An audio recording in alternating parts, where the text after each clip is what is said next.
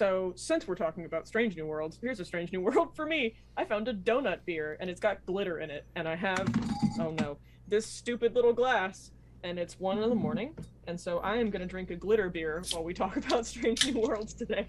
I'm gonna ask you after this is over how your glitter beer was because as a beer snob, I really want to know.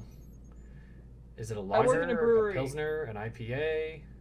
It's a sour ale, Okay. and I'm kind of disappointed because I don't see the glitter that much, and I feel cheated, actually. Epic burn. And I feel as though I have been cheated out of an experience, and I'm gonna go have to get some luster dust. But it's got a lot of foam on top. But, Well, that looks delicious. it's really good. It tastes like a donut. Wait. Yeah, it slaps. As a non-beer guy, I'd certainly try that. That sounds delicious. Well, everybody, I think we lost Suzanne.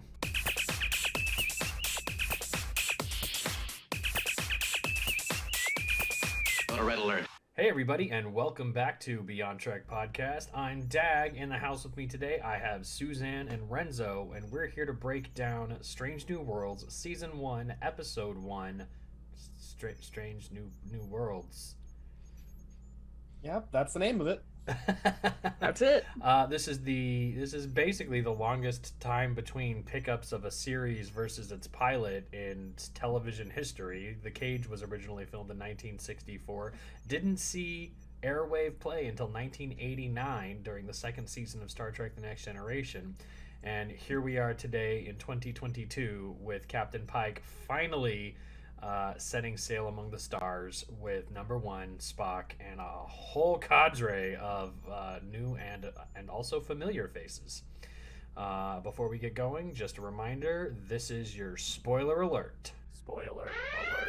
Spoiler alert! Spoiler alert! All right, so just as a heads up for the viewers and listeners, we're trying a new format with our Strange New Worlds reviews. We've been doing scene-by-scene reviews, and we've wanted to try something a little bit different. So we're actually going to try giving like a summary of the episode, and then we'll have our discussions on various subjects that are in the episode after we've reviewed the major themes of the episode as such. All right, Suzanne, take it away. All right. So, with flashing lights and blaring sirens, the beginning of this episode sets us in the middle of what appears to be a military base's red alert and introduces a species we've not yet seen, describing a UFO in their orbit. While they discuss this strange new object, number one narrates the always unlikely beginnings of first contact with aliens, and the soldiers confirm that the object is indeed from outer space and not from the planet. As their view screen focuses, the fuzzy image, the theme plays, and we see a clear picture of a yet unknown Federation starship in their planet's orbit, and thus begins the new adventures of the Starship Enterprise in Strange New Worlds. Cut to snowy Bear Creek, Montana, where a scruffy Captain Pike is making some beautiful pancakes in a beautiful home, waiting for Captain Batal to wake and join him in the dining room. As they talk over their breakfast, we learn that Pike is still undecided as to whether or not he will be captain again, and his phone keeps ringing off the hook, but he simply ignores it, much to Batal's dismay. She attempts to pry the truth of what happened on the Enterprise out of him, but he stands firm, telling her that his experiences are classified, and that even though her security clearance is higher, it won't grant access to this particular secret. After all, he still has an entire week to decide. The scene then turns to Pike majestically riding a horse over the snowy hills, dramatic music setting the scene as a shuttlecraft races over his head to land directly in front of him. When Admiral Robert April steps out of the craft, he remarks that Pike would not answer his communicator. Pike, annoyed that the shuttle spooked his horse, explains that whatever the problem is, it certainly isn't his, and continues bickering back and forth with the Admiral until he shows Pike the last transmission, recorded before number one went missing, attempting a first contact. We hear Una say that first contact is just a dream until one day it isn't. Pike hesitates before declining once again, but the Admiral holds firm, ordering him to get back on that horse, as it were, regardless of what happened, and find his first officer. After the intro, we find ourselves on Vulcan, as Spock and T'Pring trade queries back and forth concerning their anniversary and T'Pring's choice to wear ritual mating colors. Spock analyzes her actions and vice versa until T'Pring finally asks him to marry her. They commit the heinous crime of PDA and are asked to leave, at which time they move to a lovely Vulcan high-rise apartment. While they're clearly in the middle of things, his communicator chirps, and T'Pring remains skeptical that matrimony and Duty will be able to harmonize. Pike asks him if he's interrupting something. T'Pring essentially says, yeah, pretty much, dude. Spock, after being Spock blocked, is briefed on the situation and tells Pike that he will meet him on board and that T'Pring will surely understand. Pike flies by the Enterprise, and what a handsome lady she is, expressing dismay before beaming aboard the ship. Spock meets him on the ship, explaining the loss of his sister feels heavier every time he is in space. Pike seems confused by the crew manifest, learning that he has a new first officer, La'an Noonien Singh. Spock explains that he will be Chief Science Officer, and we are introduced to the pilot, Lieutenant Erica Ortegas, and the Communications Officer, Cadet Uhura, or as Pike refers to her, the Prodigy. We are treated to a beautiful shot of the Enterprise leaving space dock, but the scene abruptly turns dark as Pike has a vision of his future self in the reflection of his control panel. Spock is able to snap him out of it, and Pike tells them to hit it as the ship goes to warp. Pike briefs the entire crew on a shipwide channel, explaining that a warp drive was discovered on a nearby planet. The USS Archer, commanded by Una Chin Riley, went to say hello, and contact has since been lost with that ship. We see glimpses of engineering and pans of the crew members as Pike explains their mission, to bring them home and maybe make some new friends. He remarks that this mission will not be anybody's last day, and ends the brief. Within Pike's ready room, we see the full flashback of his future death, we'll touch on this term later, before Spock interrupts once more and begins questioning Pike on his end. Pike explains that he has seen his own demise, how his life ends, and says that most humans think up until the last second that they won't die. Not really. His death is almost a decade away, but Spock remarks that it is useful for effective leadership. Pike worries that he will second guess himself at every turn, but Spock disagrees and thinks it will make him a better captain and a better man. On the planet Kylie 279, they find the transponder ping of the Archer. There are no responses to hails. Uhura remarks that it's entirely devoid of subspace chatter in this area of space, and the Archer is in orbit, but Una and the two scientists that were also aboard are nowhere to be found. The warp signature that they find is strange to them, and La'an correctly suggests that they should raise shields, as this planet has clearly not developed enough to have created a typical warp drive. Though Spock argues that it is an aggressive move, the ship is hit with plasma torpedoes that would have damaged the ship heavily without shields. Spock relays his finding that the species has developed a warp bomb, not a warp drive. Two factions on the planet have been at war for a long while, and they are at a crisis point. They're pre-warp society, though they have a warp bomb, which is unprecedented in First Contact. Pike realizes that the warp tech is likely not native to their planet, but they have one problem. They can't be seen, and they cannot interfere. We are introduced to Dr. Mbenga, who is a close friend to Captain Pike, and it is revealed that he already knows La'an Noonien Singh. Nurse Chapel is introduced as a transfer from the Stanford Morehouse Epigenetic Project, and is exactly who they need to help them blend in seamlessly. She's developed a serum that makes minor changes to their genetic code in order to create a disguise, as La'an calls it, allowing the away team to observe, get in, and get out. Spock is told that due to his Vulcan genetics, his alteration may not last as long the first time. La'an refuses sedation, though the procedure is incredibly painful. Once they are done, Mr. Kyle, the transporter chief, transports them down to the surface with the right clothing, and the mission begins. When they get to the surface, La'an tricks two locals, and Spock takes them down with a neck pinch. They need replicas of the clothes and badges to match their retinal scans, and La'an's suggestion is to beam them both up to the ship. Spock is on edge, of course, but one of those Kylies ends up having the correct proteins for Chapel to make a booster for Mr. Spock. Before they can start, both of them wake up, and Chapel has to chase one of them through the hallways. In the turbo lift, Uhura has a conversation with this alien about games on his planet until Chapel can get to him on the bridge and successfully retrieve his genetic code. Spock very nearly fails a retinal scan, but Kyle successfully beams down and applies a booster, and they all get through into the facility holding the warp signature, and Una, without incident. In the elevator down to the cells, a woman very easily notices Spock's genetic coding beginning to wear off, and they have to leave the elevator quickly. They find Una and the two scientists, and La'an conveniently forgot to mention that she and Una know each other, and seemingly well. Before she can apologize to Pike, Spock notes that if they were closer to the surface, they might be able to transport them out. On their way out, however, Spock lets out a loud yell, commenting that the pain is unbearable, and multiple people get off the elevators as Spock's genetic alteration wears off. After a kick-ass fight scene, number one explains that they are less than a light year away from where Discovery opened up a wormhole to the future. They gave warp technology to these people indirectly.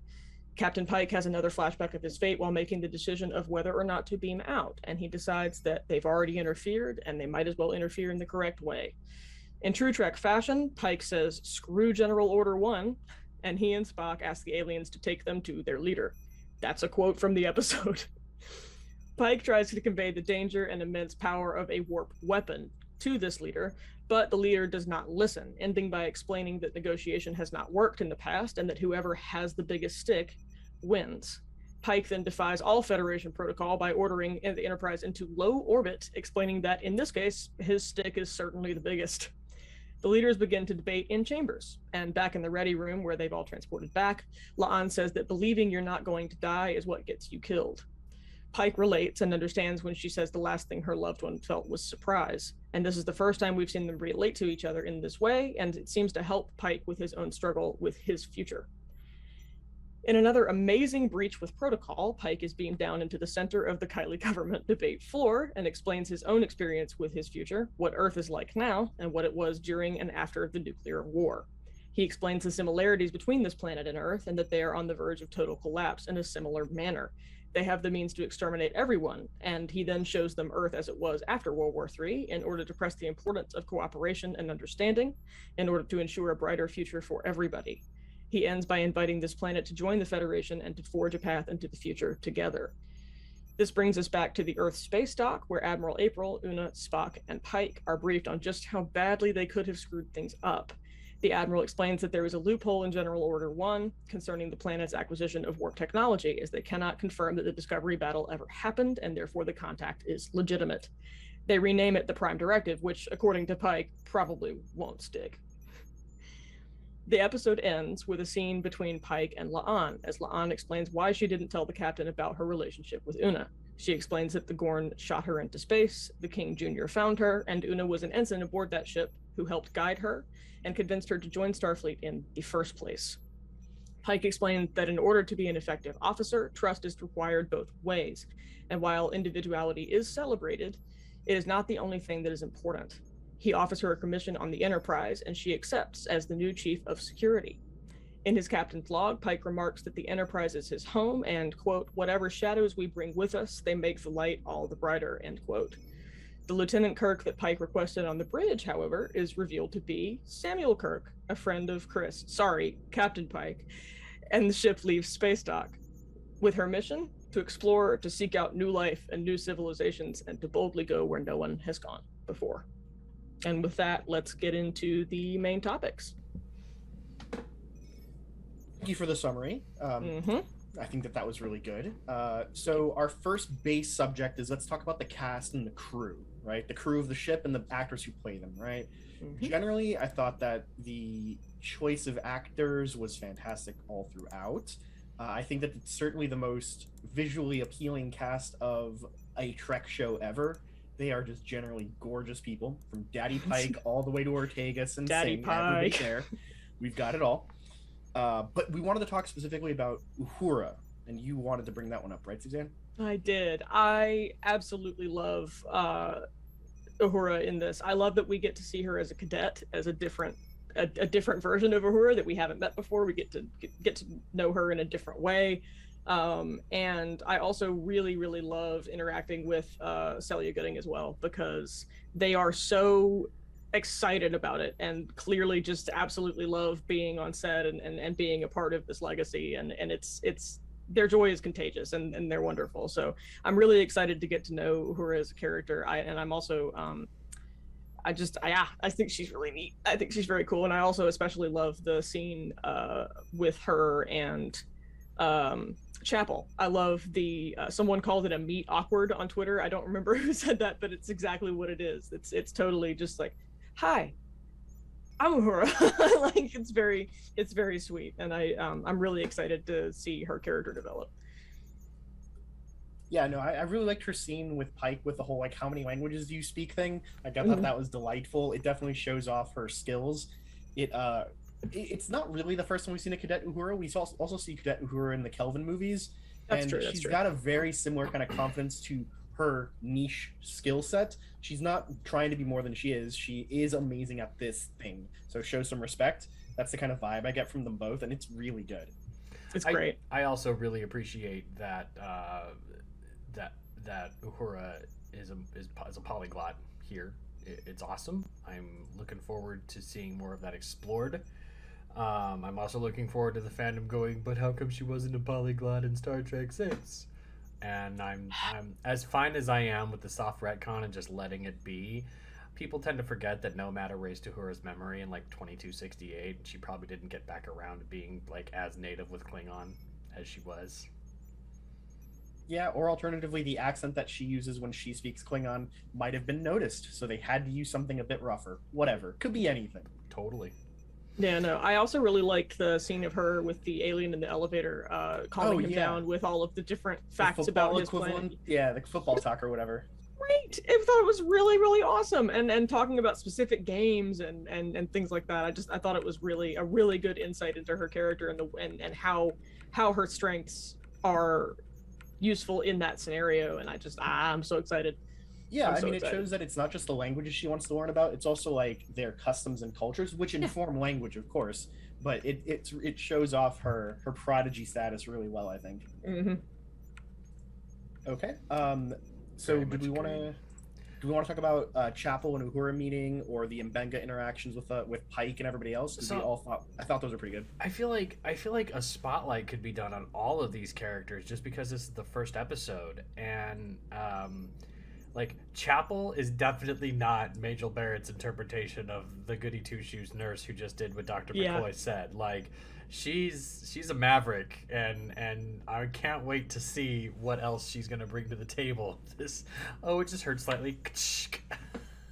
Very much so. And I also really love I love her interactions with Mbenga, especially because just that whole thing of like when she has to chase the alien into the corridor, they talk about a specific, I can't remember the name of the planet, but it's a specific situation that they've been in before, and she remarks, it's like, you always give me the fun job, and she just seems to really be having fun and bubbly, and she's her own character and her own person, and very much like just she's awesome. I don't know why when I watched the trailer I was she was so visually different to the Chapel that we had known, and so I was kind of skeptical, but I'm not anymore at all. I really, really like her, and I'm excited to see like who she is and in this particular universe. I think it's really cool.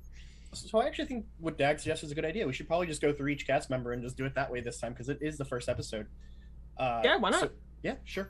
Okay, so I think that La'an, whom I know we want to talk a lot about, is a really interesting character, right? This backstory that she tells us about her family having been on like a colony ship that got raided by the Gorn, and the Gorn like pitted them against each other and then would eat the losers until there's only one left and the survivor gets shot out into space to like get a chance to survive back. Whew. That's traumatic. That's freaking almost Turkana. Dark. It's really dark, yeah. It's as bad as Tasha Yar's backstory, which, you know, as another security officer, I guess it kind of explains why they're both like that. Yeah, I mean, the thing that, and Dag, you mentioned this, that it wasn't explicitly stated that she is an augment, I mean, considering her last name. One thing that occurred to me, though, last night, thinking about it, is that when Spock, who is half Vulcan, when his genetic code wears off, he screams. Like, it's really bad, because, I mean, especially, I mean, considering, that's pretty bad. But when she gets the shot, she reacts, but it's not the sort of excruciating, like, screaming, writhing pain that we expect. And so that, to me, read like maybe a little bit of a clue. I could be wrong there, it could have been just for the shot, but I was like, maybe. I also am expecting that we'll get some more like she's augmented or a descendant of augments eventually, because you know she had some hesitation when she was hearing about this gene therapy from Chapel that makes you look like somebody else. She was definitely like reluctant to take it, not just the sedative portion, but the actual treatment too. Like she clearly wasn't totally down with the idea of having her genes tweaked any further, rather. Right? I mean, she's probably experiencing the trepidation that Bashir felt when he joined Starfleet. Yeah. Like, as an augment, you're not allowed to serve. And if that history becomes known, you know, the only twist they could do for Strange New Worlds that they didn't do for Bashir is this is written into the character from the beginning, whereas Alexander Siddig is on record saying that he thought it was crap for Bashir to have been this way the whole time, and have the writers just interject that. Yeah. So they get the opportunity to play this from the start, and a colony ship that gets intercepted by the Gorn sounds awfully like a space seed, so to speak. Yeah, I mean, that's certainly one way to think of it too, right?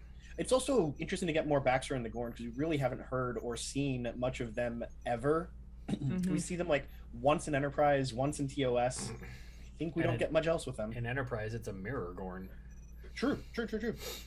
Yeah, and first go ahead. ventures into CG for the species that led to from the slow and plodding variant to the super swift Velociraptor-like variant.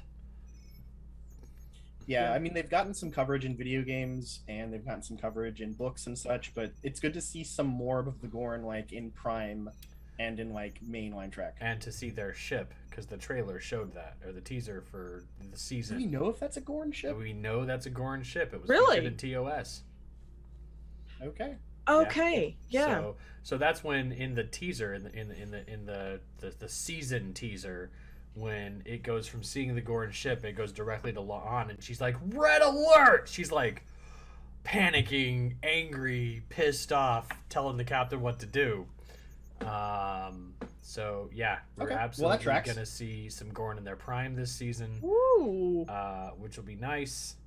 But anything else about La'an? I really liked the way that this episode set up the conversation at the end with Pike that she had. This sort of trust is both ways. You can't, if I'm going to be able to trust you, you have to trust me. That has to go both ways. That's not, individuality is not the only part of being a Star Trek officer, what am I saying? Starfleet officer. I'm tired. Anyway, she's great. I think that she's sinister. I think that she's calculating, but I think that she's incredibly smart, and I think she'll be a good addition to the team.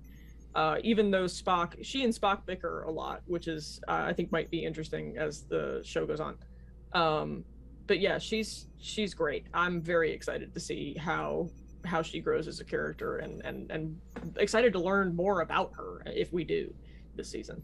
Absolutely. I think we'd be remiss if we didn't mention her like physical appearance that looks a lot like the Expanse character of Drummer played by Kara Gee. Yeah. I do think that it's an intentional similarity between the two. The dark eyeshadow, the severely back pulled hair, like there's a lot going on there that is kind of reminiscent. Even the attitude that they present. Whoa.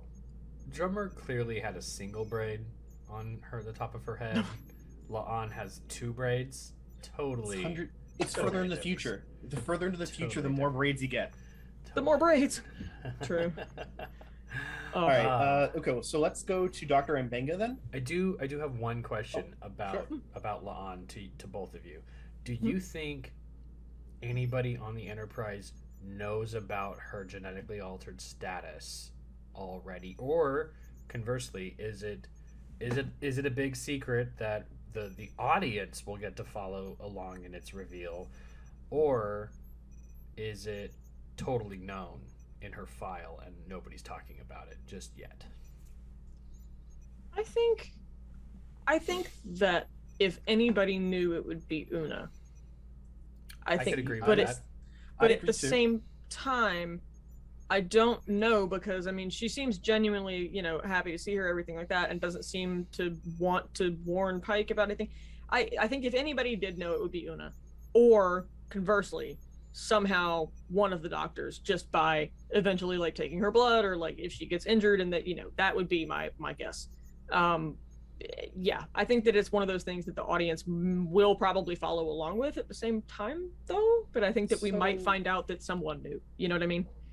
Fun one for you though, Dag. You mentioned that there's like a ban on genetic augmentation by the 24th century. We don't actually know if that's in place at this point, right? Like that's maybe true. This is the cautionary tale that leads to the Federation having this law. Something that happens in the show with La'an. Something like that could arise out of it. If that is the case, it would go against the Admiral's declaration in Dr. Bashir, I presume, where he talks about it having been a precedent since the eugenics wars. on top of that, he does only say the eugenics wars happened 200 years prior to that episode, and not 3, as we have come to assume, 1996. So, but we'll see how that plays out. And again, I'm okay with soft reboots. That Admiral does not need to quote an episode that took place 30 years in his future. Yeah, it's tougher that way for sure. Yeah. Okay, so let's switch to Dr. Mbenga. I want to say specifically, I think that his reinterpretation of the role that Booker Bradshaw originated back in TOS is really good. It has the same kind of warmth and mirth that the same character showed. I really like how it's played, and I think that his interactions with Pike, the hug and all, felt really authentic. So I like that a lot. Yeah, I love him. I think he's really, really cool, and I think that he is.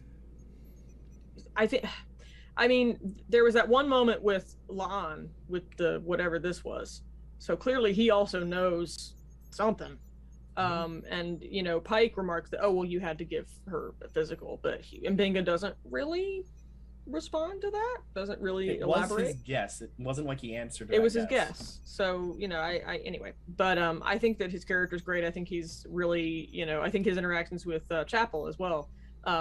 Clearly knows her, and they've had interactions, and he seems like a genuinely loving guy, and incredibly smart, and but also just has good relationships with people in the crew, and I think that's really nice, and I'm excited to see if he knows anybody else, or if he how he fits into that role. I think he's really great. Yeah. Okay, so let's talk about then Erica Ortegas, the pilot and navigator, it looks like. Totally stoked. So Go ahead. Totally stoked about. No, go. I'm super stoked about Erica Ortegas. I have been since she was announced to being a part of the show. My immediate thought was the flashback to the original casting of The Next Generation, where they wanted to cast a security officer, Macha Hernandez, and Marina Sirtis was going to play her until they did a hard swap between her and Denise Crosby, leading to the invention of the character Deanna Troi and scrapping the aforementioned Macha Hernandez. It'd be cool to see if there's a character that ever comes around with that name, but this is our first Enterprise Latina lead. Yeah. Awesome. In Star Trek, and actually only if memory serves, and please correct me, the second Latin lead for this franchise after Cristobal Rios. Well, character or actor though, right? Because some of the actors are definitely Hispanic or Latino or Latina, so it makes it a little bit tougher there. Character for sure. Okay, but main character too. Yeah, like the pilot of the ship, that's right. Yeah. Well, as far as the character goes, I'm really impressed by the kind of playful attitude that she shares with everything she's doing. Big fan of that. Keep some levity on the bridge, make things a little less tense sometimes. So definitely feeling that. Yeah, that whole little, it's always when I'm in the captain's chair little moment, Now, Ortegas, she's Helm, right? Mm-hmm. Okay, so she's got the hotshot pilot vibe. Yep. That's cool. Yep. That's cool. I'd love to see her fly circles around Paris. Tom Paris. Truly.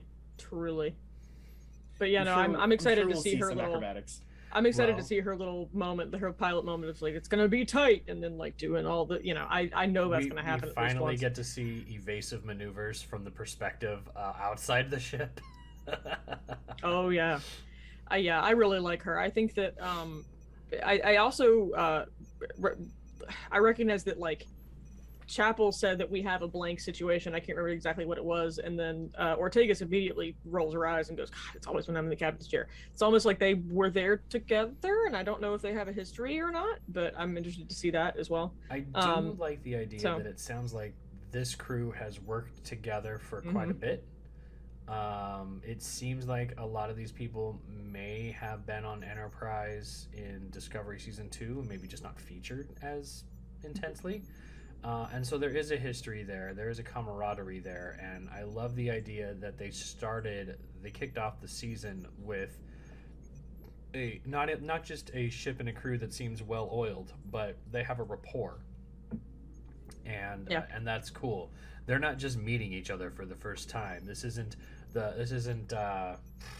why can I not remember? Encounter at Farpoint, where everybody's meeting each other for the first time. Your session 0 is your episode 1. Yeah, very true. And I think that most of the characters, including Ortega's, have this sort of lighter, almost just sort of bubbly general personality. I mean, Uhura is smart but clever, and Chapel is kind of all over the place a little bit, and Ortega's is funny, and Mbenga has don't ever get the house dressing type. It's a very just nobody's really brooding except for Laan and maybe Pike here and there. I like the levity of it all. I really like how much of a just they're just people. They're just I wouldn't describe Spock as levity though yet. No, he's still Spock as well. Side. Yeah, but that goes without saying. He's Spock. Okay, so we also get a brief glimpse at Hemmer, the Anar chief engineer. He beams aboard at the very end of the episode. We don't get much personality or anything out of him. I do want to say that I think it's awesome that we're seeing an Anar and Dorian on a ship, and I'm hoping that this becomes a major element of the plots, his telepathy, or whatever else he may have in this. Looking forward to it. I think our second episode is going to be like the second episode of the 7th season of Deep Space Nine that was all about getting to know who Esri was. This is going to be getting to know who Hemmer is. And, he's blind, and he's played by a legally blind actor, which, woot for representation. A first for the franchise. Yeah. And, he seems to have a very dramatic disposition. In the season teaser, you see him going, "For science!" It's just very, like I said, dramatic. I feel like he's already my favorite character. Okay, so let's cover our small side characters, and then we'll get to the trilogy. Okay. So I liked Robert April's presentation on this. I think he came off a lot like Pike did in the Kelvin movies, trying to recruit a captain or recover a captain or try and fix some wayward soul. So I like the parallel there. And there are people who've been complaining about the race bending of the character, but considering we literally never saw April in a live action format of any kind, it's not much of a real issue, really. Yeah, I did want to mention, I didn't want to speak on this briefly just because I've seen a lot of hate directed not only at him but at Black Trekkies, which has been really distressing, because I know that it's important for them, and I know that it's important for him as well as an actor, and I thought he did an amazing job. I think he's very talented. I think he's a skilled actor. I think that I actually really like his character a lot, and we may see more of him, we may not. But I think that he did a really great job. I also just wanted to mention, because he's only in one episode in the animated series, which isn't even canon anyway. I think it's been mentioned, and like the whole idea that like, and I hate this term, but like race bending a character like is necessarily a bad thing. Like, for example, if you were to make Uhura not a black woman, like that's gonna take away from the whole point of the character. That's a problem. That's bad. But I mean, we saw him one time, and we don't know that much about him, and so I think it was perfect. I think it was great for them to cast who they did, and I think he did a really good job. And I also think that the hate directed toward Black Trekkies was really distressing to watch, because he did a great job. He's a really cool character. I like him a lot. It is. It's reminiscent of the shift in Nick Fury's between the 90s and the 2000s. Yeah. Nick Fury. Many people today may only know that Nick Fury is Samuel L. Jackson, and if they picked up a comic book after Iron Man came out in 2008, Nick Fury is patterned after Samuel L. Jackson. The writers did that intentionally in the comic book, and that's why he landed the role in the 2008 film. Before that, he was a white dude, and there was even a movie about it in 1993 where Star-Lord's dad played the lead role, Mr. the Hoff. So if you're totally okay with Samuel L. Jackson being Nick Fury because, well, okay, then you should totally be okay with Captain Admiral now, Robert April. Agreed. Who I'm adamant is a descendant of Admiral Freeman, or an ancestor of Admiral Freeman. But, we'll get there when we get there. Yeah. All right, so our next one is George Samuel Kirk, whom we see only in TOS in a scene where he is dead, and we don't get any characterization on him. We just get to see his glorious mustache. Who's playing him? Who plays him? It's a trivia question. Who plays... Don't even look it up. Just from the top of your head, who plays Sam Kirk with the mustache in the TV? Is it William Shatner? It is William Shatner. Yeah. Oh, yeah. It's with William a Shatner. I thought you meant this different episode. And no, in the original TOS episode, it's a William Shatner with a mustache. So I'm going to be disappointed if this actor doesn't play Kirk without a mustache. No, it's not. No. The They're casting has been different people, announced yeah. for the other Kirk. Paul Wesley is going to be Kirk. Is going to be Jim Kirk. Well, then I know. I have to follow through. I'm just disappointed then. However, I know I'm not the only one to tweet about this. Y'all seen Galaxy Quest, yes? Security Chief. Oh, yeah. Guy I Fleegman. saw- He's Guy Fleegman. He looks like Guy Fleegman, and it He's got cracked the cop me stash. the hell up. It's He's got the cop stash. It's all over It's the internet. so funny. All of It's it. so funny. What's It's really very much funny scary. Is there air? You don't know. after It's so funny. 58 years, the most iconic thing about this character is the mustache. It's so funny. It's so funny. And again, I'm excited to see his character. I think he's great. I can't look at him and not think that that's Guy.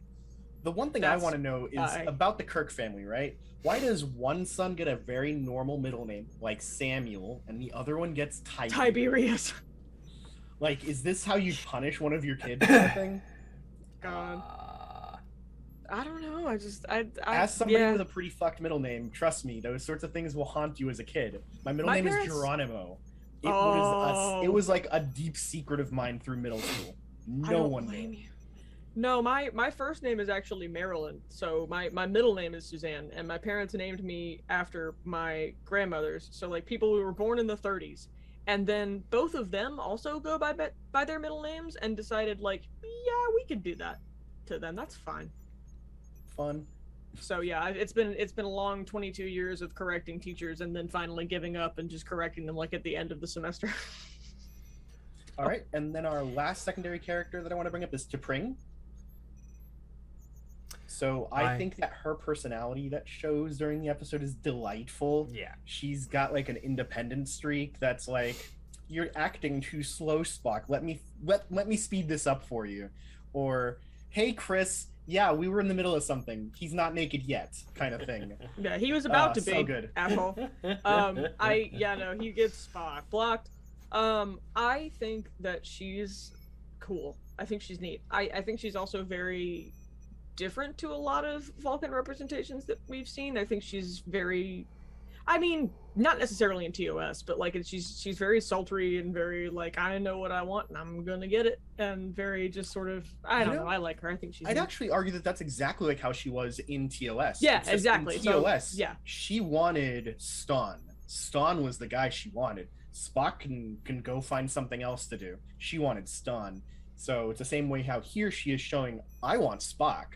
I'm gonna get Spock because I'm gonna get what I want, kind of thing. It's great. Yeah. I love her. I think she's cool. Fully in support of it. I've been thinking for a long time that like portrayal of Vulcans doesn't necessarily need to abide by single representation, absent-minded logic. Logic, whatever it may be, has an agenda, and different people can interpret their logic along those lines differently. We have so far seemed to have been treated with the higher form of logic in Spock and to a greater degree in Tuvok. But T'Pring's logic definitely has its deviations from the strict adherence to duty that both Spock and Tuvok have given us. Well, remember Wedge Dudes, right? Like we had the Vulcan crew on the ship there, and how the one junior officer was arguing that her actions were logical, even though the rest of her crew were arguing that they were crazy and emotional and unhinged, and you're losing control of yourself. So yeah, there's some shades of differentiation between different kinds of Vulcan logic as they go. I really like that episode. Yeah, Wedge Dudes won an award.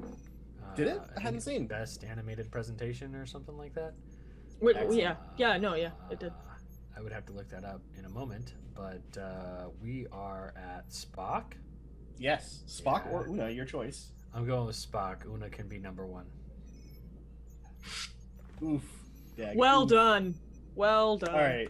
So I just want to say I think Ethan Peck really embodies the role very well. It seems like he's channeling Nimoy super super authentically here. He still has that look of like, I'm still Vulcan, but I have more emotions than your average Vulcan, and I just have to work harder to suppress them. It goes off really well. I think his scenes with T'Pring were very well acted generally, and he gets to show off his pecs, which looked great. So His Ethan Pex. yes, oh yes.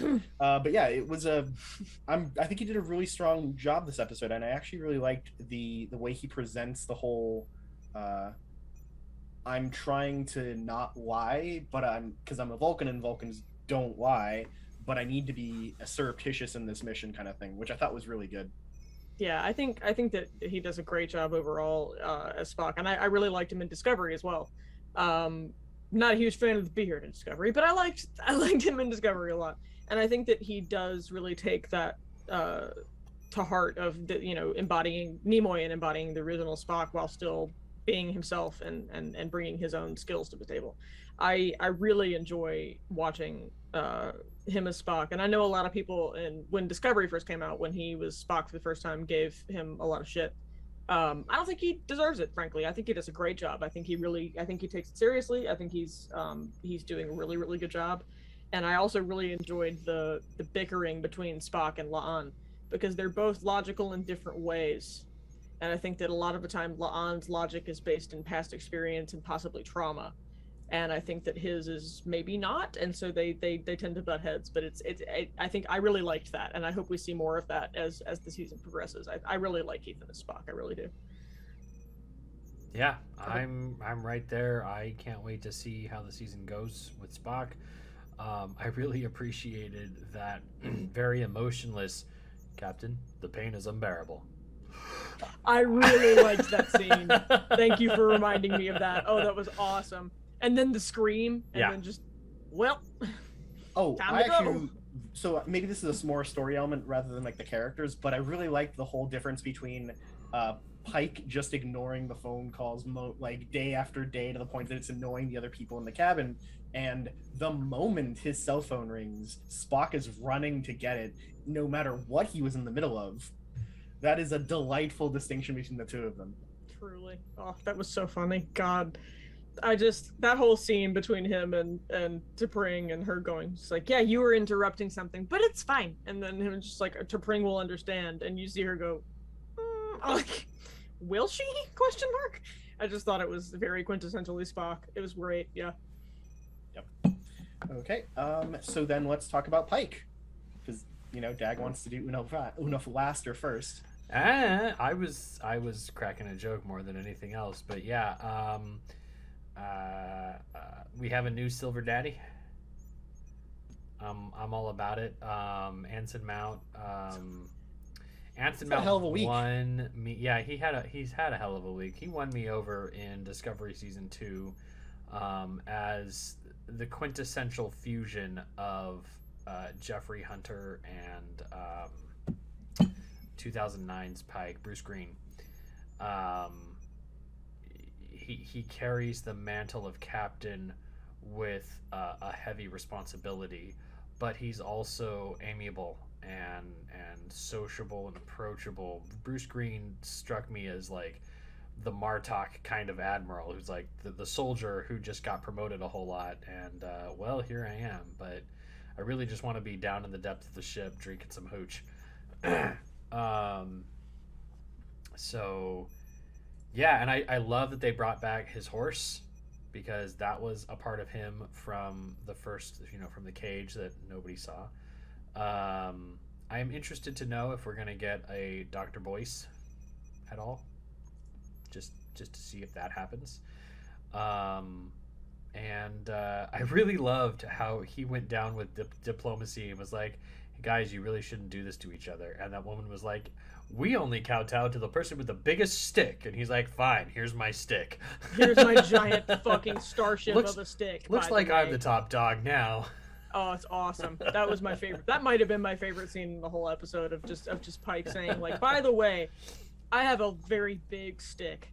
I really liked the scene between him and Batal and the struggle that he seems to be having, but I think Anson Mount's really cool, and I know that he has mentioned multiple times just how grateful he is to be on it, and he's just, his energy is awesome. And I really like that we get the horse ride through the snowy hills with the dramatic music, and because it is an important part of his character, as Dak mentioned. I mean, it is something that is in the cage. But I loved that it's just this whole scene of him like majestically riding a horse through the hills before a shuttlecraft interrupts it. And it's great. I really like Pike, and he again won me over in season 2 of Discovery, and I am absolutely thrilled to see him on screen as a captain of the ship. I think it's awesome. Mm-hmm. And then last but not least, Una, do you not have anything to say?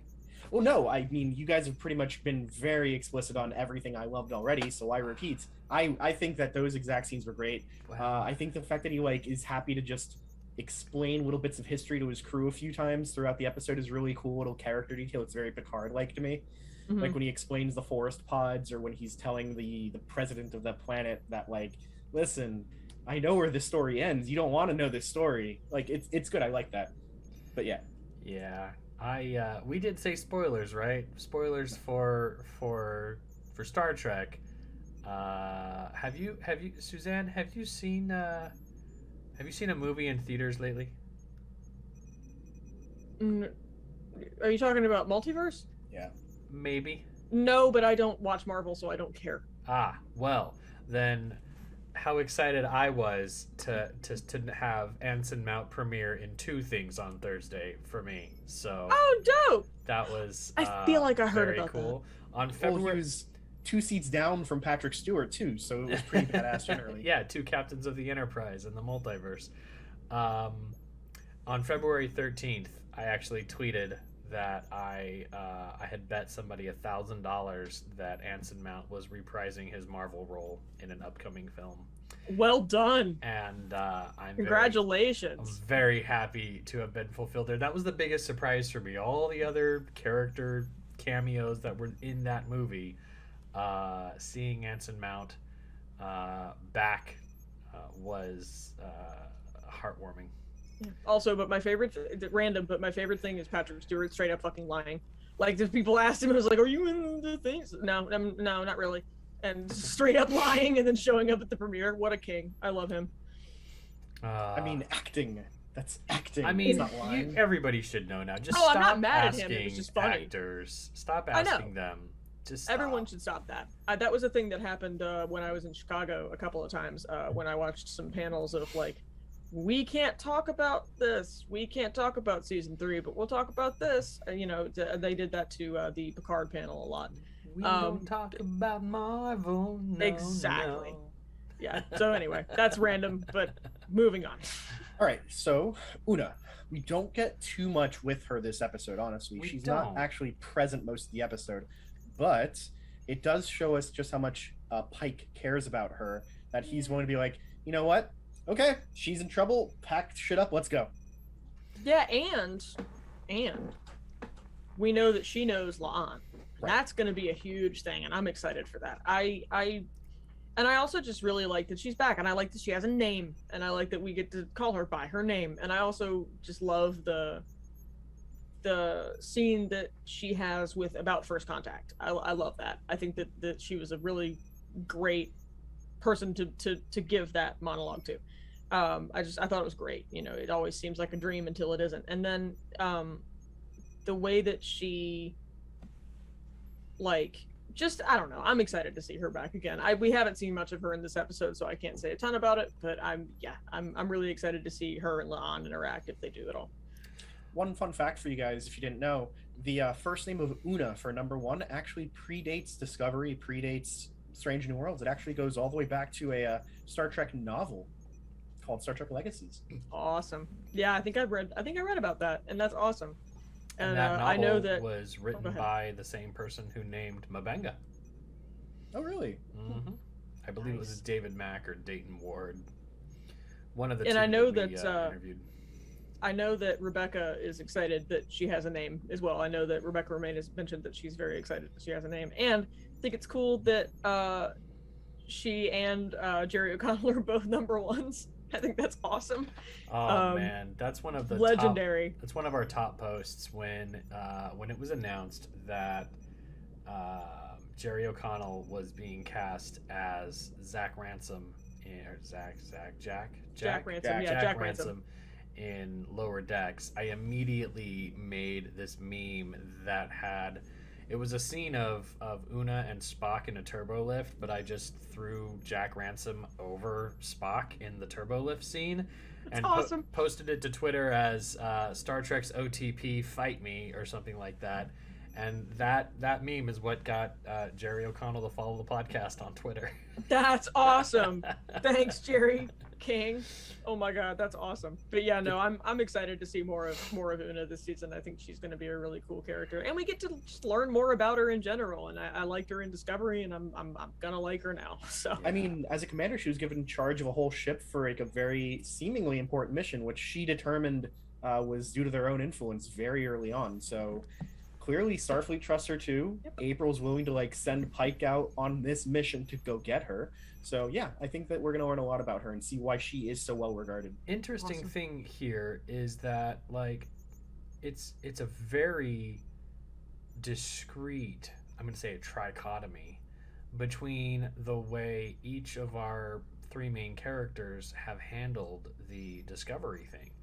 Pike is in, he's hiding out on Earth, doing his own thing, seemingly struggling with some mental health issues. Of course, having seen his own death weighs heavily on his mind.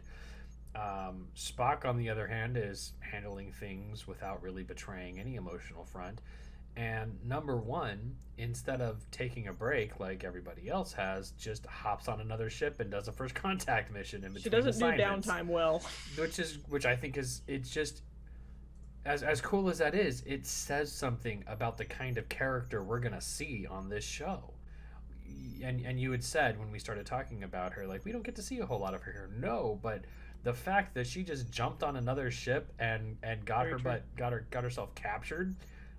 And I'm sure the capture is a very interesting, but I don't know what I'm trying to say. I just really like the fact that there was some boldness in the way that she chose to deal with the downtime of the Enterprise. Like we get an implied part of her character. We get an implied strong workaholic. Yeah, and she's awesome, and I really love that's part of this first episode is her being like on break and going, yeah, no. Never mind, just kidding, and like getting herself caught. It's awesome.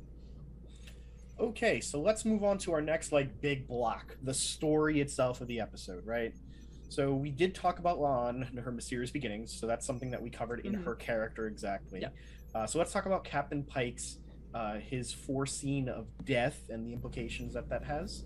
You wanted to bring this up? You had some thoughts you on can this? go first, Dag, if you'd like to, but I have many thoughts. Go ahead. Yeah, I wanted to mention briefly that a lot of people have taken issue, a lot of disabled people have taken issue with the term his death because of the fact that he sees himself in a wheelchair, and the fact that disability is not a death sentence. Disability is not, it doesn't mean that you can't lead a fulfilling life. It doesn't mean that it's, your life is over at that point. And I think that a lot of people have taken issue with that. And I agree with that. I think that I want to see where they take it.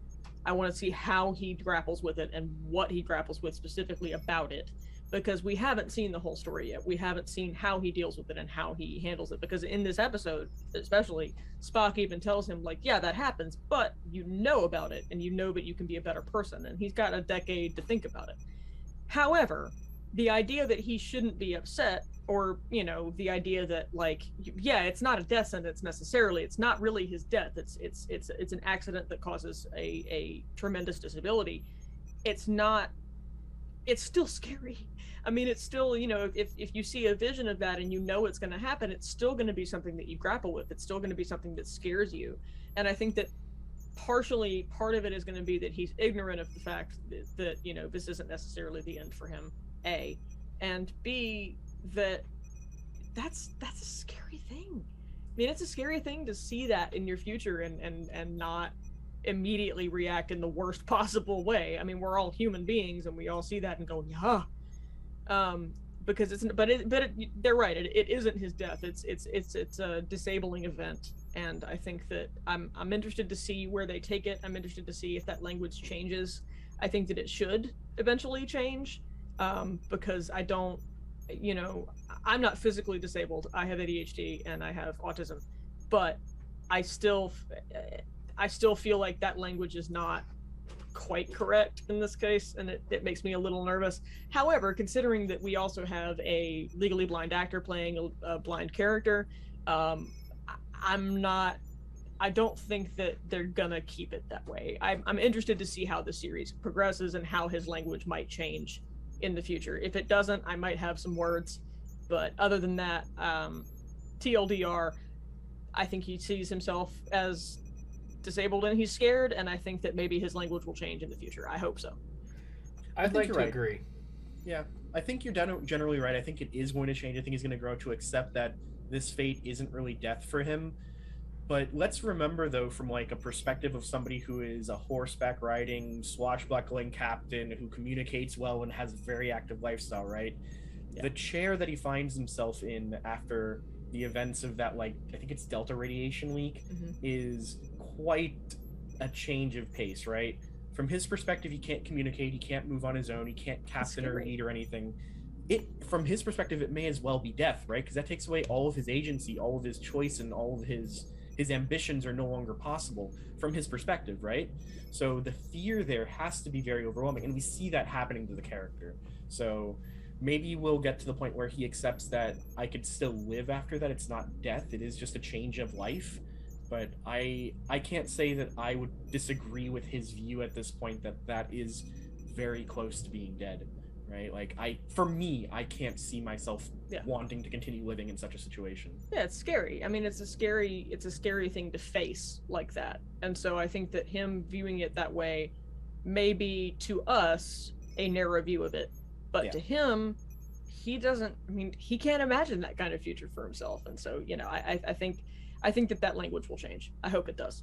Yeah, and one thing to keep in mind is that this is a narrative choice imposed upon the production people for Strange New Worlds by a choice from the 1960s, right? Like, they didn't have the idea that some brain interface would be able to read his thoughts and speak it out in a voice.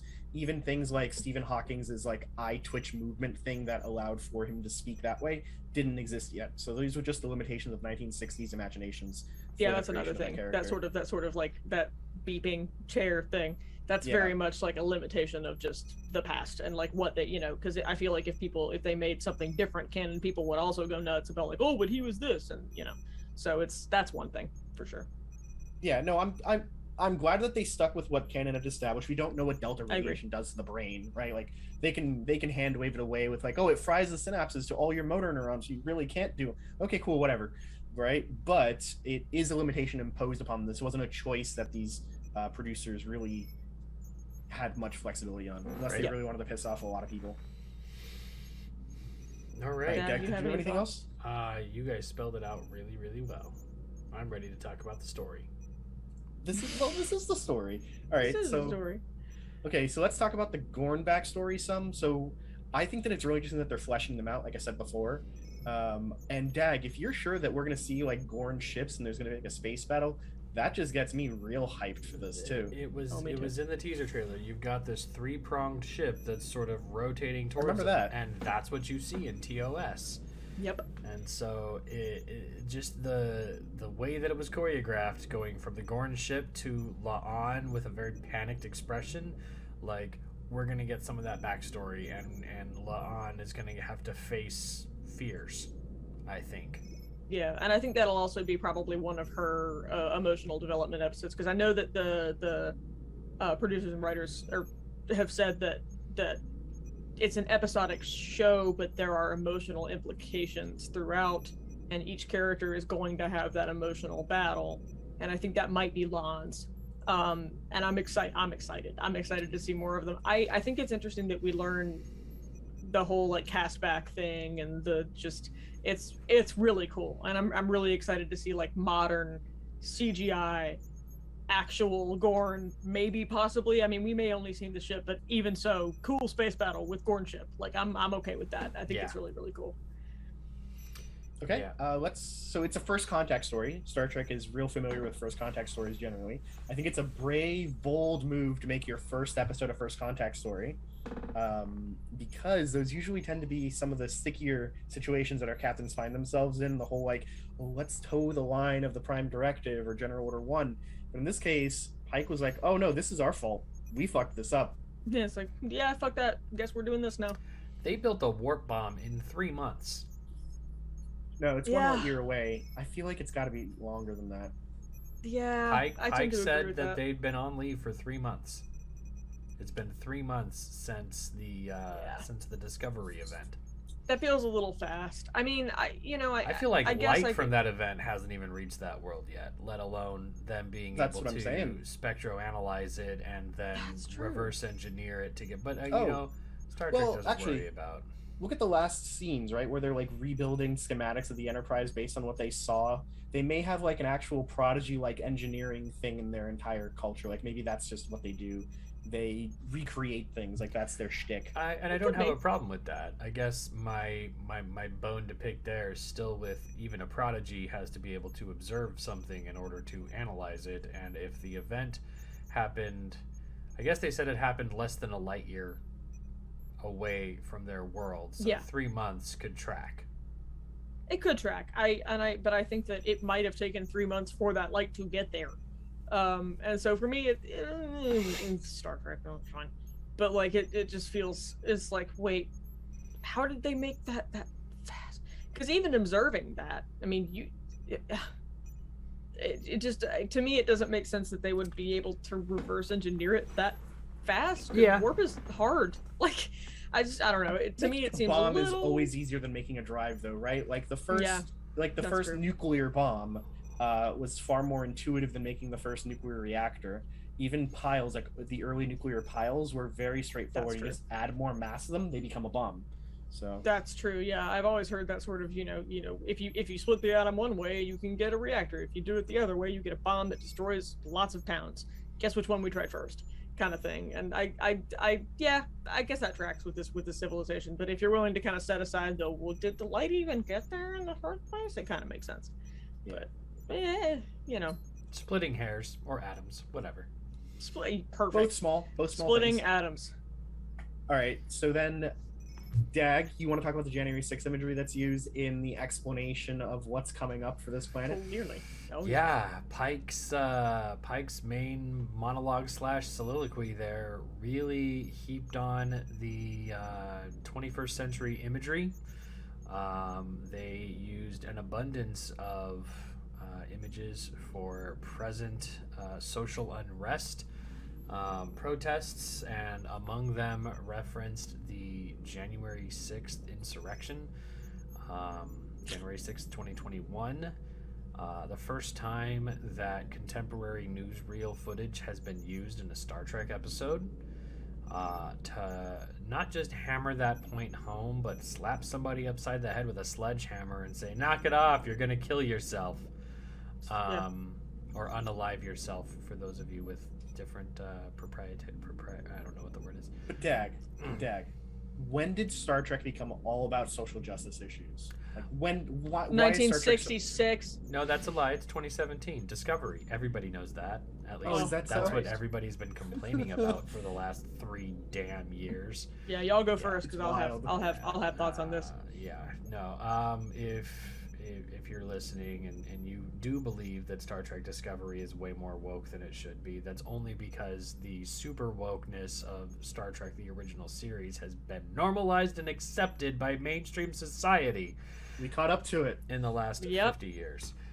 The old people who hated Star Trek for being too woke in the 60s are dead now. And the young people who are hating on Discovery now, probably who grew up with TOS, have forgotten its lessons. Agreed. Fully agreed. Renzo, you want to go? No, you go ahead. Okay, because I have thoughts. This has been one of my main issues with being in the Trek fan base, is having people tell me all the time, oh, it's too woke and it's too political, and we don't have to make we don't have to make characters be black actors, and we don't have to do this, and like, why are they gay? Like, why is this happening? You weren't paying attention for the Yeah. first series. And if you were, you'd know that we caught up to that at this point. Star Trek is still not perfect, but for the love of God, it strives to include those who would otherwise not be included.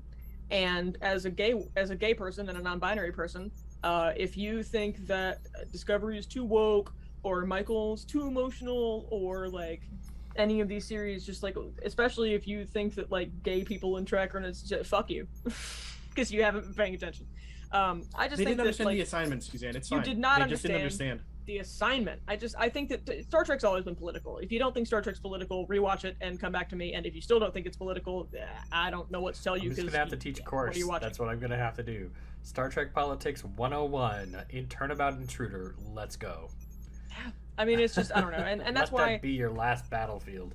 Yeah, and that's why I want to do. That's the one. I want to talk more about, the representation in Trek and like how these people are represented specifically, and and that's why we did our Black History Month episode with Tim Russ and had other people host it, because it's important that those voices are heard. And if you think that those voices are too loud, damn sucks, because they're not really going to go away anytime soon. So I don't know. Anyway, I thought it was poignant. I'm with you. So one of the things that I saw people complaining about was, I agree with the message that they were putting out in this episode or in parts of Discovery, etc. But why does it have to be so flagrant? Why does it have to be so blatant? Couldn't they make it a bit more subtle like it used to be in the older shows? No. Which I say, go look at Let That Be Your Last Battlefield, bros. Clearly you're not following, because they don't hide it in those shows. Yeah. And also, why make it subtle when it's a real thing that's currently happening and we need to pay attention to it? Keep your brain inside. Yeah, just keep it inside. You don't need to. It doesn't have to explode. Oh, no. Let that be your last battlefield. Dudes are half black and half white, and whining that the people who are wrong have black on the wrong half and white on the wrong half. Insane. Attached, you've got the Kess and the Prit, two super paranoid societies that are trying to get entrance into the Federation to get a one-up over the other, and at the end of the day, the Federation's like, no, you're both too freaking paranoid, we're withdrawing your application, we're done. The Outcast, the absolute inversion of the gay and trans metaphor, depending on where your headspace is, an entire society that is arguing for non-binaryism forced in an authoritarian manner with the equivalent of the what's the medical thing that's really banned these days? Conversion therapy. Oh, okay, cool. The psychotectic therapy that they give to Soren to make I don't even know what pronouns to use for Soren anymore after that. Them, because they were forced and accepted it? Yeah. I don't know, but the audacity to say that Star Trek Star Trek has never been political is just people who are watching Star Wars with blinders on. Yeah, and I will say, as a non-binary person specifically, talking about the Outcast, that episode was trying to do something and kind of failed. I don't like it, and I don't like, I'm not saying that Star Trek was perfect all the time, because it wasn't, and I don't think that it's a bad thing to criticize it sometimes, but it's always been political. It's always been, honestly, on the more progressive side of political. And so it didn't always do it right. I mean, for me, I don't really like The Outcast. And I think that there are a lot of people have problems with those types of episodes and make plenty of podcasts on them. I mean, I could probably name a few. But it's always been political. It's always been about challenging the status quo. And I think that if you don't know that, you haven't been paying attention. And if you think people aren't real Trek fans because we like new Trek, fun fact, you're not a real Trek fan either. Go watch it again and come back to me. Anyway. As a slight defense of The Outcast, Suzanne, just because I really like that episode, it is a tragic story of non-binary individuals, right? But it presents the tragedy as the flaw, right? It doesn't show it in sort of oh, that's just their culture, that's just what they do. No, everybody on the crew of the Enterprise is that's fucked up, kind of thing, right? So it's not like they glorify it in any way. It is tragic, and kill your gays if it happens, okay, bad. We are segueing. And again, I've only bit. seen it once, I know, so I need to share, as somebody who has gay family, when this episode came out, they were overjoyed. Because what this episode did was it took all the straight people in the audience and took them for the roller coaster ride to say, hey, how would you like it if you encountered a society that wasn't straight cis? And that society forces people who want to be straight cis into not being straight cis. They took it's the ultimate Star Trek theme where they take the audience and flip the expectation and go, yeah, you didn't like that, huh? So maybe you should think twice when other people want to assert their choice over how they identify and who they're with.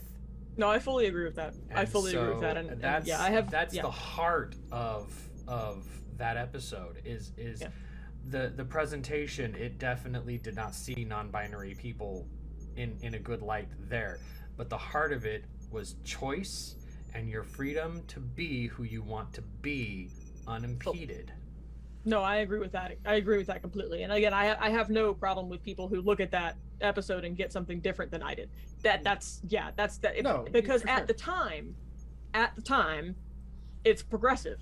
And so I think that a lot of the time we tend to look back on things like that and judge it by the standards of today. And we should talk about it. But yeah, I mean, at the time it was important, and I fully agree with you there, Dak. And now we can stand Adira. And now we can stand Adira. Stand Adira. I love them so very much. And yeah, and now we have we have Adira, we have Gray, we have Seven and Rafi, we have in it Stamets and Colbert. Stamets and oh my god, I love them. Yeah. And like we still it still builds upon itself. If you break down Discovery, Mariner and Jen. If you break down Discovery, the only straight white guy on the ship is Saru. And he's an alien, so. Does that make him a person of color? No. Okay. I just wanted to make sure that was. No. I wanted to ask the question to make sure that the audience didn't go along with that. Person of alien? Anyway. All right. So the last thing I want to say on the imagery here is I think it's very poignant that Star Trek is being like, listen, what we're doing to ourselves is a danger to ourselves. Yeah. Right? It's not trying to be. It's not trying to play neutral on this. It's trying to be moralizing, which is what Star Trek has always done, right? So I think that using imagery of like the noose hanging behind Dag there is perfect for calling out exactly what's going wrong. You can disagree with your political opponents. You don't have to call for their death, right? That's the kind of stuff Putin does. That's the kind of stuff dictators do. Going for like chance of lock them up just because they disagree with you, not okay, guys. That's not how you have a successful government or democracy. I also like that it's just very in your face about like, by the way, we've always been political, suck it. And it's doing that through that kind of I love it. Yep. I've been so frustrated about that kind of ideology where instead of debating the policy and the benefits and the cons, you are looking for the little political affiliation letter next to the name of whoever is speaking on TV or in the newspaper to make your vote. And we have to go back to a policy-focused thing. But this is not Beyond the United States Politics podcast. This is it could be Trek podcast. Oh, we've dabbled. We have dabbled. But you know who's not here? You know who's not here? Tay's not here. I would absolutely. You could just invite John Billingsley back. He'd probably love it too. We need to get, we need for to get sure. Tay and John. Yeah, I would sit back and just listen to the four of you talk about the very current and pressing social issue in the United States today. But that is for another show. Just come on the show and just go, we need to get money out of politics, and just like immediately start with that. So the last one in the story section is just Vulcan relations, and I don't mean that in like a first contact kind of sense. Well, I guess it could be a first contact if it is their first time, who knows. But it is interesting to see Spock going after a sexual encounter that doesn't seem to be Pon farr related. It does seem that they're totally allowed to bang. Yeah, they are. Outside of Pon farr. I agree. I'm simply saying it's the first time that we've seen Spock do so, I think. Yeah, I know a lot of people had issues with it. I at the risk of being controversial. Are you sure? How do you mean? I don't know. The first time. No, I mean so I'll explain because I know what I can. People have had issues with T'Pring and Spock. A lot of people are very diehard Spock fans, and I totally I get it. At the same time, at the risk of being controversial, I don't want to erase the idea that Spock could be bi, and probably is in this case. And so I see the dismay with it, but I also like a lot of this scene in general just was kind of like, what's the word that I'm trying to find? Gratuity. Gratuitous, yeah. Gratuitous. It was very much Ethan Peck shirtless. But yeah, I don't mind it. Maybe that's just because I'm not a huge diehard Spurk fan. So now I mean, seen... I am, but I haven't seen it. I've seen some of TOS. I haven't seen the whole thing. I haven't followed it through the whole series. It's not just Spurk fans who are disappointed by this. People were also disappointed because they saw Spock as almost like an asexual kind of person. Yeah. Somebody who's ace and doesn't really think about it or do it. It's like a disgusting thing that he's forced to do every 7 years and he hates it kind of thing.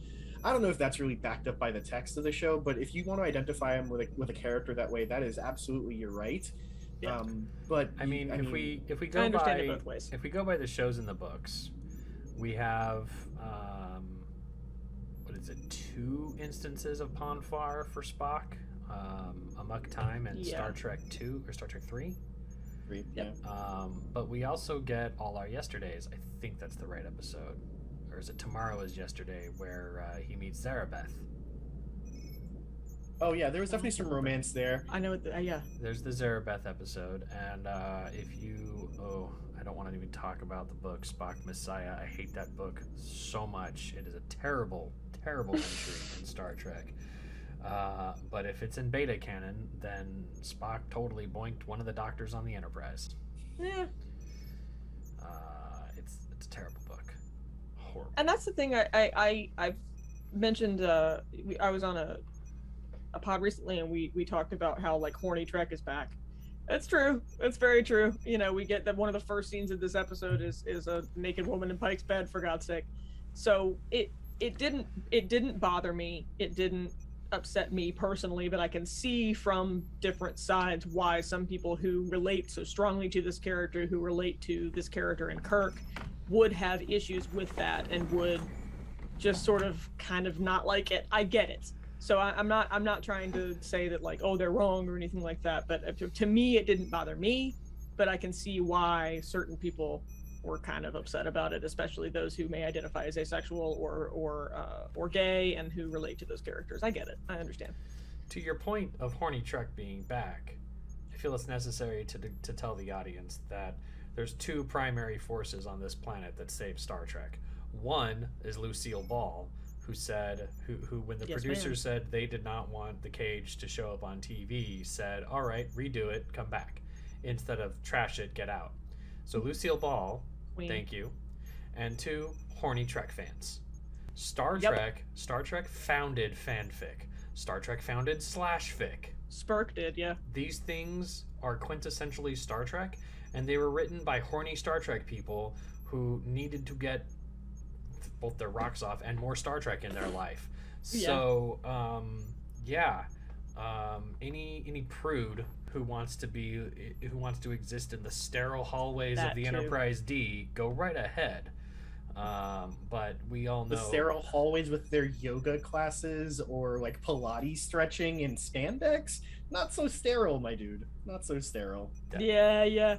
And I also like the like there's that meme with the astronauts with one with gun behind its head. It's always been horny. Wait, this is Trek? Always has been. Always like it's horny. just it's very much like this is I mean, if you watch any episode of the original series, well, not any episode, but a lot of episodes of the original series are Orion Dancing Girls or all the way to T'Pol, right? Like every Trek has had some kind of scantily clad person showing things off. And 7 of 9 hate. Yes, of course. Well, this time it's just the fact that it's Ethan Peck's pecs in frame rather than like T'Pring doing the same. With Ethan Peck's pecs, now we have seen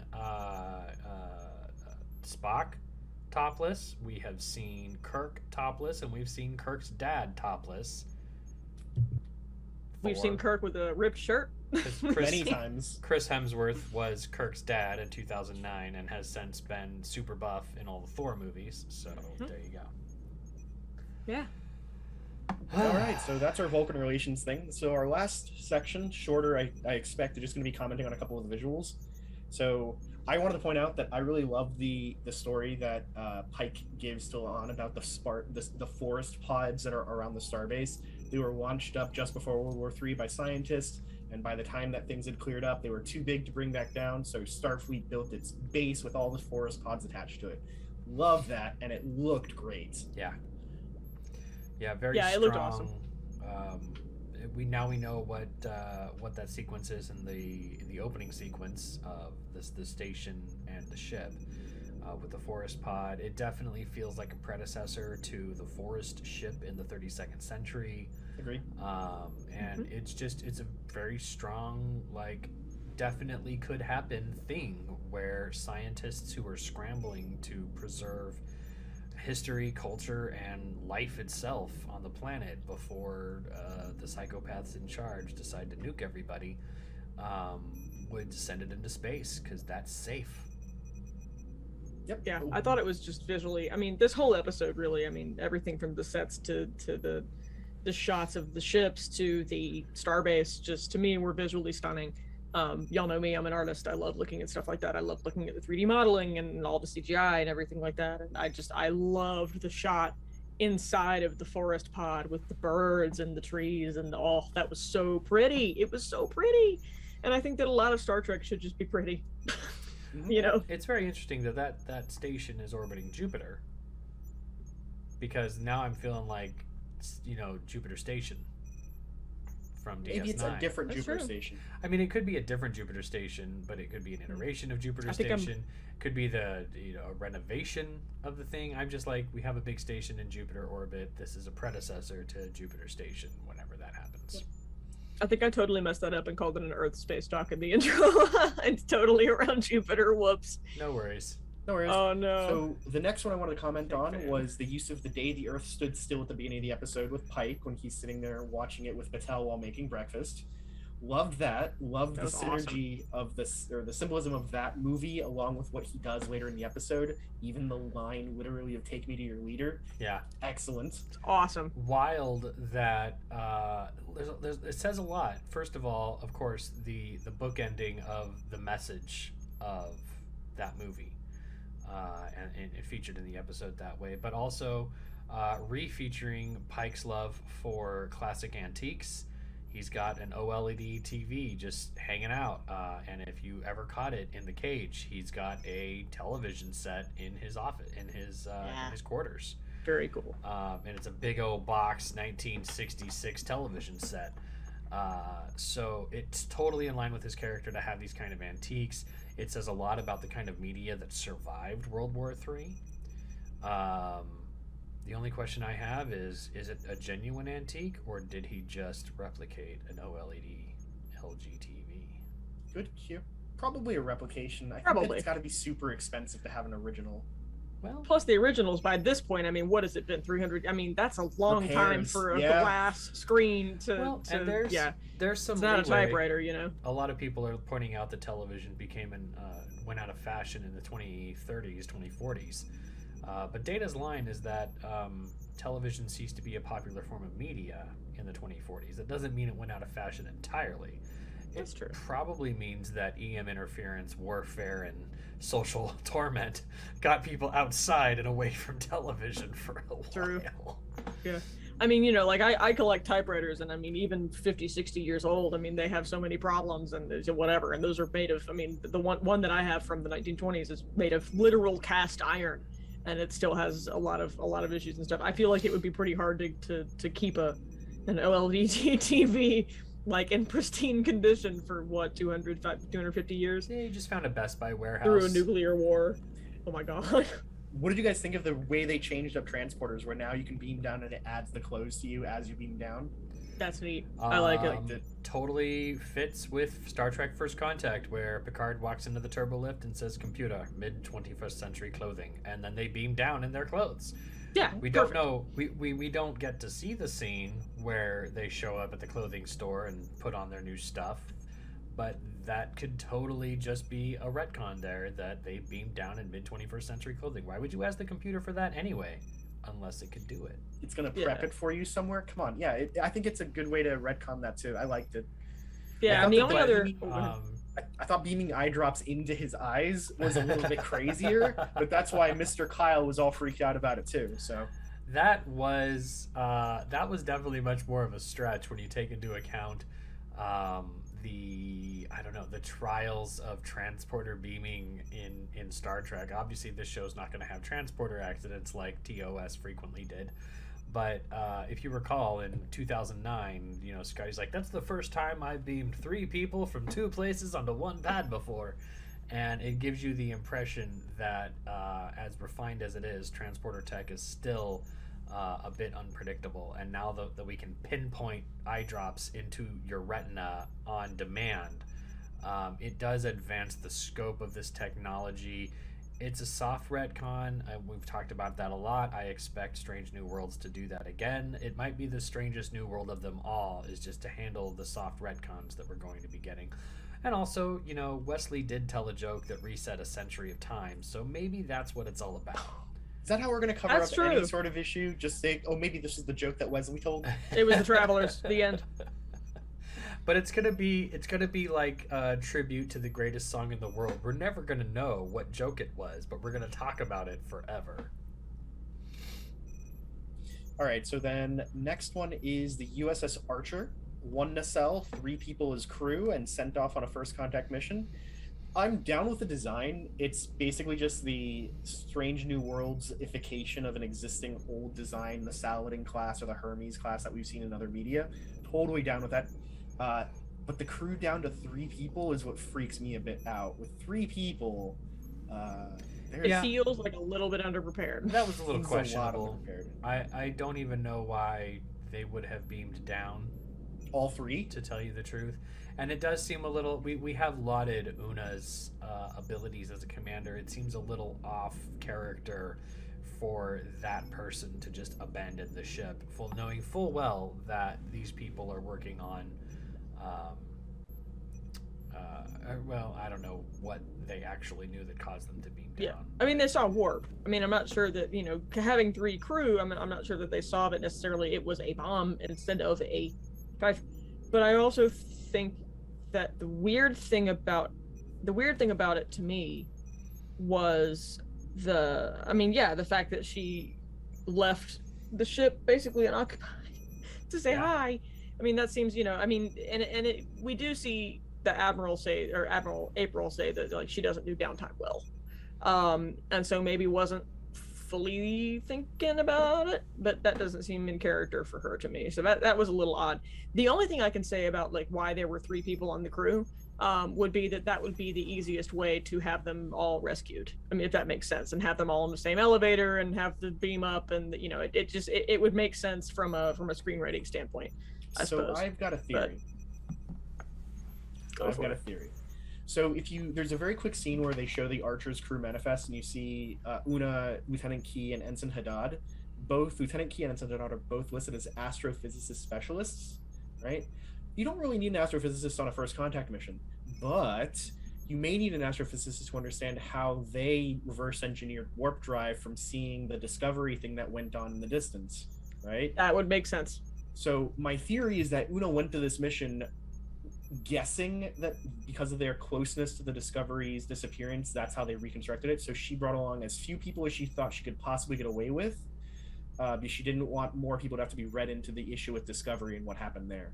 So that makes a lot of sense, actually. I've got for it, though it still doesn't make any sense for why all 3 of them beamed down. Yeah, I tend to agree with that. In this situation, it might have been more prudent to put a buoy outside the system and report back to Starfleet with your findings and see if you could authorize a team to investigate a little more in detail before making first contact.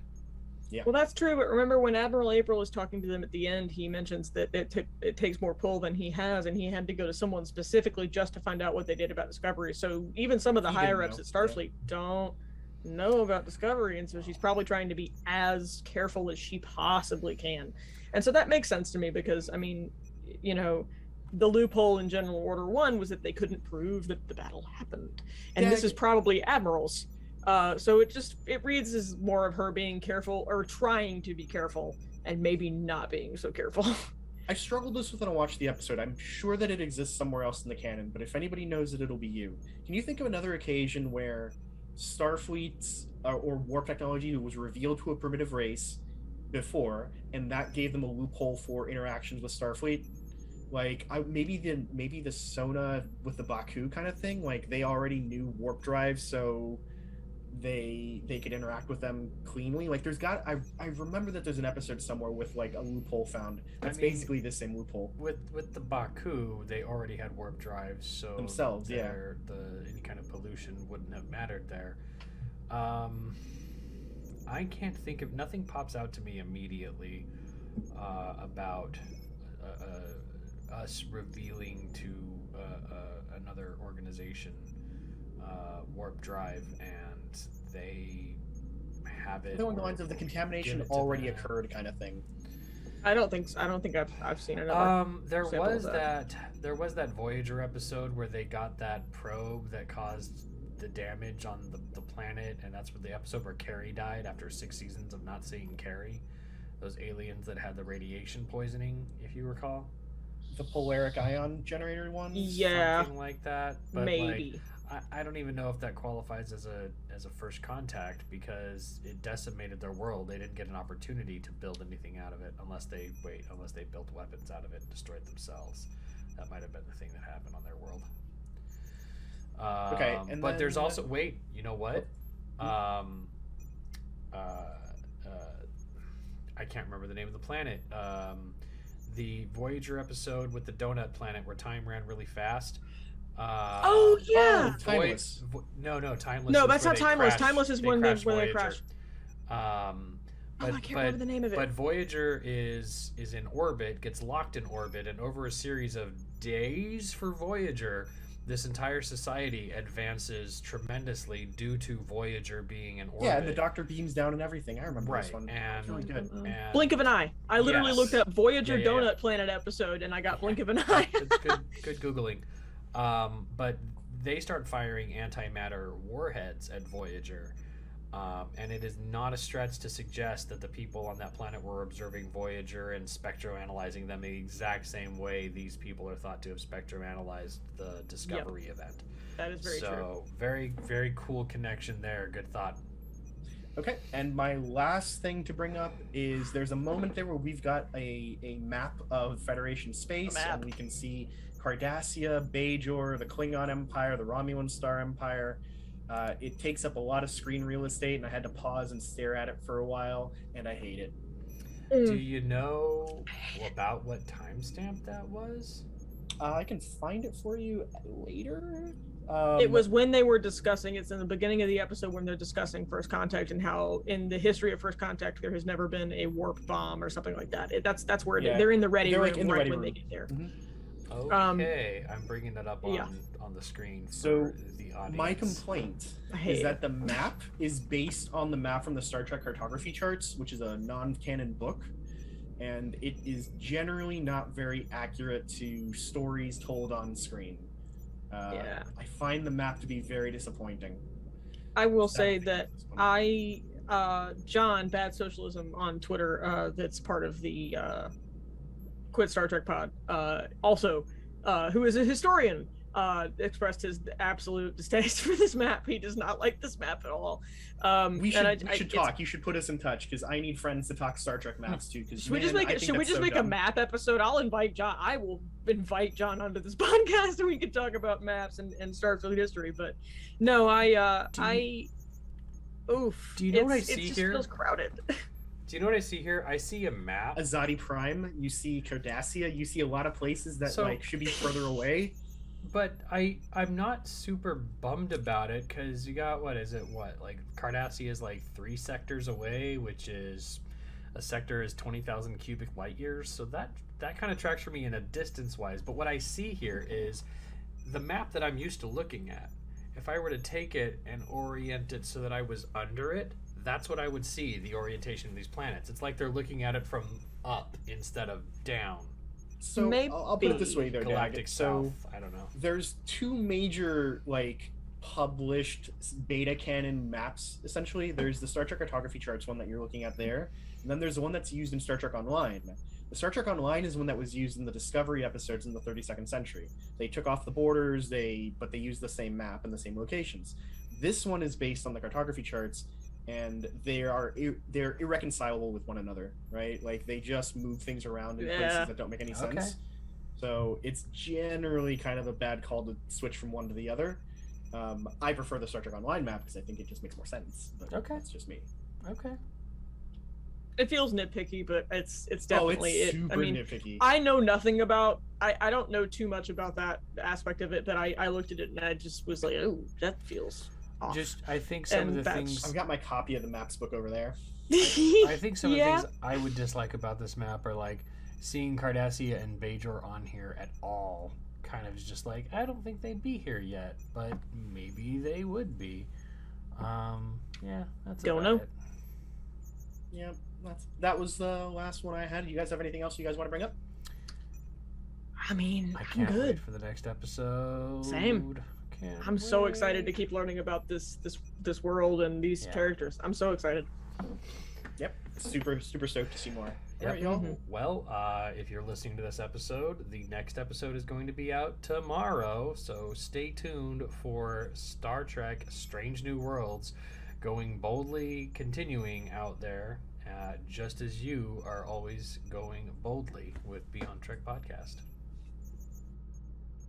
Hey everybody, I just wanted to give a quick shout out to our Patreon and Anchor supporters. Big thanks to Stephanie Baker, S. Tam, Anne Marie, Jim Cook, and Nora Hickson. We really appreciate your support. Thanks for being a part of Beyond Trek Podcast. We are Beyond Trek Podcast. Lower your inhibitions and surrender your years.